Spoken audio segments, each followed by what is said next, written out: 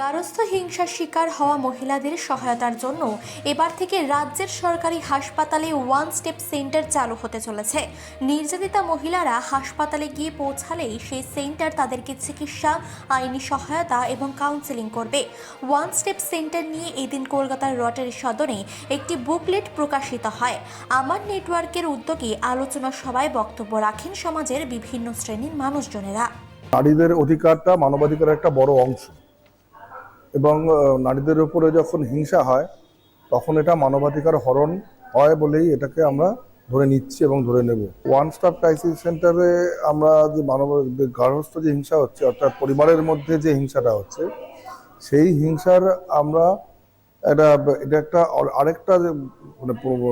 আরেকটা অ্যাভিনিউ, যেখানে গেলে যে মহিলা ভিকটিম হচ্ছেন তিনি তার সমস্ত রকমের সহায়তার একটা কেন্দ্র তিনি পাচ্ছেন ওয়ান স্টপ ক্রাইসিস সেন্টার থেকে।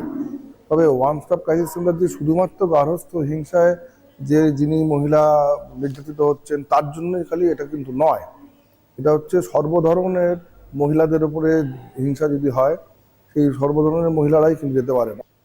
মানসী বসুর রিপোর্ট, চেতনা বার্তা, জেগে থাকে জাগিয়ে রাখে।